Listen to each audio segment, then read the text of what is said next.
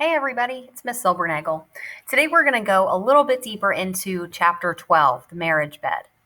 So in this chapter, Sal is talking about that car ride with her Graham and Gramps across the country. So we get a little bit of insight at the beginning of chapter 12 about Sal and her dad's relationship.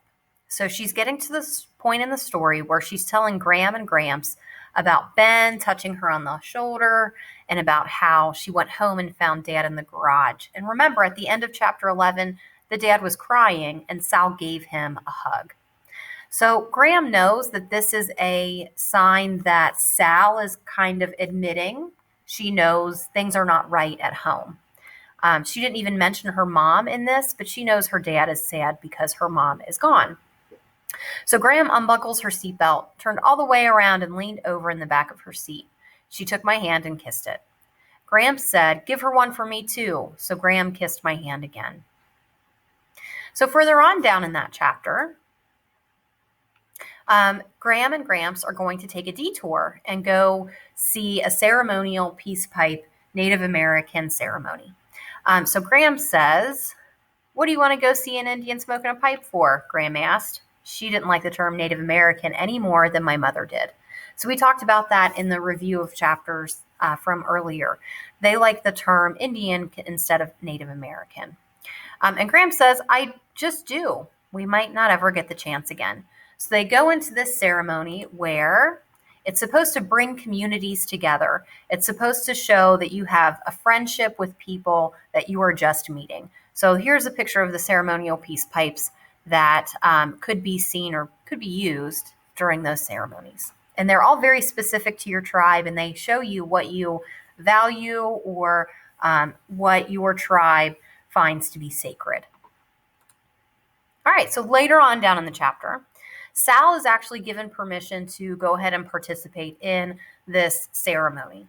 So the man passed Gramps the pipe, and Graham sat down on the grass, took 2 puffs, and passed it to Graham. She didn't even blink. She took 2 puffs and passed it to me. I didn't want to hurt anyone's feelings, so I took it. There was a sweet, sticky taste at the end of that pipe. With the stem in my mouth, I gave 2 little kisses, which is what it looked like Graham and Gramps had done. The smoke came into my mouth, and I held it there a while. I passed the pipe back.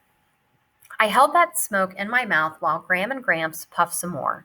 I was feeling slightly wang-doodled. That means she just feels out of place. I opened my mouth a wee bit, and a tiny stream of smoke curled out into the air. And when I saw that, for some reason, I was reminded of my mother. It didn't make any sense, but my brain was saying, "There goes your mother." And I watched the little trail of smoke disappear into the air. All right. So we know that this is kind of a mystery right now, what happened to Sal's mom. We're not really sure. However, this is a piece of foreshadowing. Sal may potentially know what happened to her mom and is just not ready to come to terms with it. So this little piece right here is what we're going to focus on today. What do you think Sal means when she said, "There goes your mother"? How is that trail of smoke coming out of her mouth and that feeling of "there goes your mother"? How are they similar? So go ahead and get into your Google Classroom, and there are 2 questions there for you.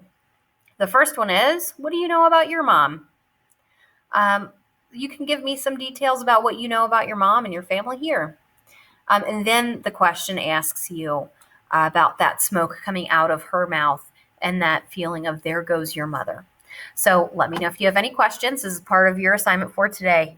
All right, guys, I'm here to help if you need me. See you guys later.